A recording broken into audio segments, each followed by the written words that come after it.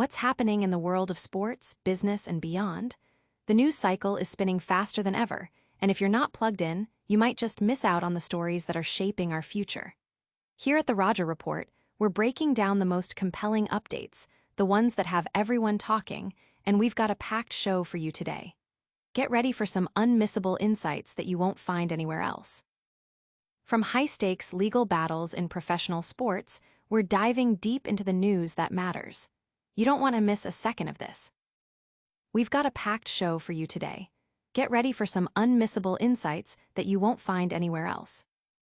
So buckle up, stay tuned, and let's get right into it. Don't forget to like, subscribe, and hit that notification bell so you never miss an update from us. Legal maneuvers shake up racing world. A federal judge has issued a significant ruling in a high-profile antitrust case involving NASCAR and two prominent race teams, including one co-owned by basketball legend Michael Jordan. The decision, handed down by Judge Kenneth Bell in the U.S. District Court for the Western District of North Carolina, denied a request for a preliminary injunction that would have compelled NASCAR to recognize 23XI Racing and Front Row Motorsports as chartered teams for the remainder of the current season.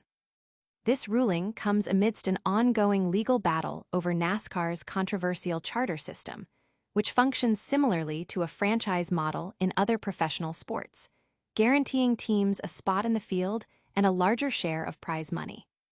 The core of the dispute lies in NASCAR's decision to not renew charter agreements with these two teams, leading them to compete as open teams and potentially forfeit significant financial benefits.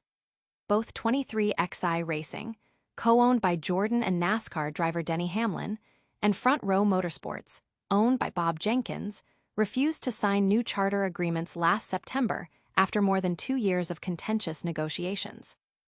NASCAR had presented what it called its final offer, which the majority of other teams accepted. The teams are seeking to be reinstated as chartered teams and are suing NASCAR under antitrust laws, alleging unfair practices. Judge Bell's decision to deny the preliminary injunction was largely influenced by NASCAR's commitment not to sell or transfer the 6 disputed charters until the legal battle concludes.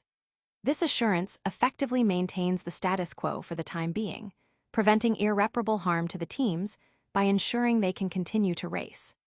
Bell reiterated his stance that he does not want to prejudice the jury pool by forecasting the likelihood of success for either side at this early stage. However, he also acknowledged the broader implications of the unresolved dispute, noting the uncertainty it casts over the future landscape of NASCAR, potentially affecting teams, drivers, sponsors, broadcasters, and, most importantly, the fans, especially as the 2026 season looms. NASCAR expressed satisfaction with the ruling, stating it brings much-needed clarity to the rest of the 2025 season and reaffirming its commitment to the integrity of the sport. The organization emphasized its dedication to delivering exciting racing and crowning a champion, assuring fans that the lawsuit would not be a distraction. The trial is currently slated for December 1st, with less than 3 months remaining before its commencement. The team's attorney, Jeffrey Kessler, while not necessarily thrilled with the denial of the injunction, found encouragement in the judge's confirmation that the status quo is being maintained, safeguarding his client's rights. He also highlighted the judge's assertion of broad power to implement significant changes should the teams prevail, aiming for a more robust and competitive future for NASCAR. Audience impact. This ruling provides immediate clarity for the 2025 season, but leaves the long-term future of NASCAR's charter system and team economics uncertain, sparking considerable discussion among fans and industry analysts. But the drama in the sports world doesn't stop there. We're also tracking a massive deal that's making waves in the collectibles market. A rare hoard emerges from the past. In a move that has sent shockwaves through the world of sports memorabilia and investment, a unique and highly coveted basketball card, signed by 2 of the game's greatest legends, Michael Jordan and Kobe Bryant, has been sold for a staggering $12.93 million. This sale not only shatters previous records, but also solidifies the burgeoning market for high-end collectibles as a significant investment avenue. The card in question, identified as the 2007-08 Upper Deck Exquisite Collection Dual Lagaman Autographs Jordan and Bryant card, represents the absolute pinnacle for modern card collectors. Its one-of-one designation means it is truly unique, with no other example existing in the world. This rarity, combined with the signatures of two iconic figures who shared eerily similar playing styles and a profound mutual respect, Bryant often cited Jordan as a primary influence, makes it an unparalleled artifact. The Lagaman patch, a coveted feature on basketball cards, further enhances its desirability. This monumental transaction was orchestrated by a consortium that includes well-known figures such as Shark Tank personality Kevin O'Leary, prominent collector Matt Allen, and Greenrush CEO Paul Warshaw. The seller, who had held the card for over a decade, reportedly rejected several private offers in the high seven figures before opting to consign it to auction with Heritage Auctions. This decision proved exceptionally wise, as the final hammer price more than doubled the auction house's pre-auction estimate of $6 million plus. Heritage's director of sports auctions, Chris Ivey, described the card as the holy grail for modern basketball collectors, emphasizing that its uniqueness prevents any possibility of replication. The timing of the auction also added a layer of poignancy. The bidding commenced on August 23rd, which would have been Kobe Bryant's 42nd birthday. Bryant's tragic passing in 2020 has undoubtedly amplified the emotional and historical value associated with his memorabilia. The record-breaking sale positions this Jordan Bryant card as the most expensive sports card ever sold, surpassing the previous record of $12.6 million for a 1952 Topps Mickey mantle. It also ranks as the second most expensive piece of sports memorabilia in history, trailing only the $24.12 million paid for Babe Ruth's iconic 1932 World Series jersey. This trend underscores the immense and growing value placed on authenticated and historically significant sports items, attracting not just hobbyists, but also serious investors seeking tangible assets with strong potential for appreciation. Audience impact. The sale highlights the explosive growth and investment potential in the sports memorabilia market, sparking conversations about asset diversification and the cultural significance of iconic sports items. From the auction block to the courtroom, we're seeing legal challenges arise in unexpected places. Next up, we're investigating claims against a popular celebrity-backed beverage. A toast to authenticity, Tequila brand faces scrutiny.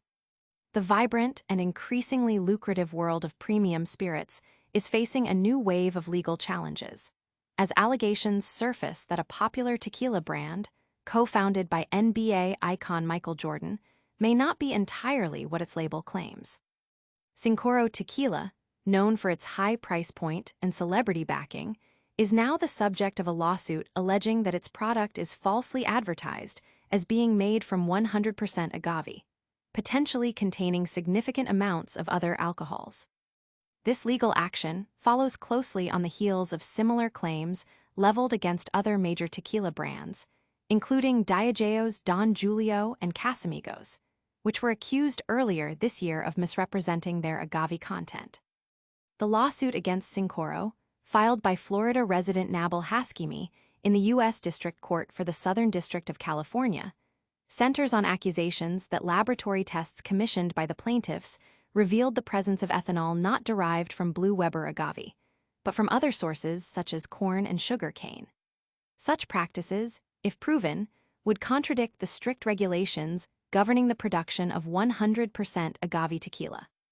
Cincoro Tequila, launched in 2019, was co-founded by Michael Jordan alongside NBA team owners Jeannie Buss and Wes Edens, and boasts endorsements from other prominent athletes like Serena Williams and Derek Jeter. The brand positions itself at the higher end of the market, with prices starting around $90 for its Blanco Expression and escalating to $1,700 for the Extra Anillo. While many tequila enthusiasts note Cincoro's notably sweet flavor profile, often speculating that additives might be used to achieve this taste, the brand's labeling explicitly states it is made from 100% agave. This claim is at the heart of the legal dispute.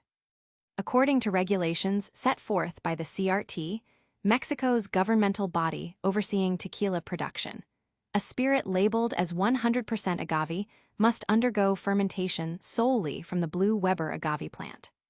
While a small percentage of additives is permissible without disclosure, the lawsuit contends that Cincoro's product exceeds these limits. The plaintiffs cite Rimberto Galvan Cabrera, a spokesperson for the Mexican Agave Council, who reportedly stated that the practice of mixing cane alcohol into tequila, marketed as 100% agave, began during periods of high agave prices and unfortunately persists. Mixto tequilas, in contrast, are permitted to contain up to 49% other sugars, typically from corn. In response to the allegations, a representative for Cincoro Tequila issued a firm denial. Cincoro stands firmly behind the integrity of the brand and plans to vigorously defend it in court, the statement read. Notably, the official response, as reported by the Spirits Business, omitted the specific phrase, 100% agave, while still asserting a strong defense against the claims of mislabeling. This legal development adds another layer of complexity to the premium spirits market, raising questions about transparency and authenticity among consumers and potentially prompting further scrutiny of other brands within the industry as this legal snowball continues to roll. Audience impact. Consumers are left questioning the authenticity of premium spirits, leading to increased demand for transparency and potentially impacting sales for brands facing similar allegations. And speaking of legal battles, the world of professional sports is no stranger to courtroom drama. We're heading back to the track for the latest on a major antitrust case. NASCAR's charter system under fire. Judge denies key injunction. A significant legal development has occurred in the ongoing antitrust lawsuit filed against NASCAR by two prominent race teams, including one co-owned by NBA legend Michael Jordan. U.S. District Judge Kenneth Bell has denied a request for a preliminary injunction that would have forced NASCAR to recognize 23XI Racing and Front Row Motorsports as chartered teams for the remainder of the 2025 season. This decision, while providing some immediate clarity, underscores the complex and contentious nature of the sport's charter system. The charter system, introduced by NASCAR, operates much like a franchise model, guaranteeing chartered teams a starting spot in every race and a larger share of the series' prize money. After extended negotiations lasting over 2 years, NASCAR presented new charter agreement terms last September. While the majority of teams accepted these terms, 23XI Racing and Front Row Motorsports refused, leading to their exclusion from the chartered group. Consequently, they have been competing as open teams, facing potential financial disadvantages and uncertainty regarding their participation. In his ruling, Judge Bell cited NASCAR's assurance that it would not sell or transfer the 6 disputed charters until the conclusion of the legal proceedings. This commitment effectively maintains the status quo, preventing the teams from suffering irreparable harm by ensuring their ability to continue racing. The judge reiterated his reluctance to offer an early opinion on the merits of the case, aiming to avoid prejudicing the jury pool. However, he did express concern about the broader ramifications if the dispute remains unresolved, highlighting the potential uncertainty for all stakeholders: teams, drivers, sponsors, broadcasters, and fans, particularly as the 2026 season approaches. NASCAR welcomed the ruling, characterizing it as a source of much-needed clarity for the remainder of the 2025 season. The organization reaffirmed its dedication to upholding the integrity of the sport and assured fans that the lawsuit would not detract from the racing action. The trial is scheduled to commence on December 1st, setting the stage for a critical examination of NASCAR's business practices.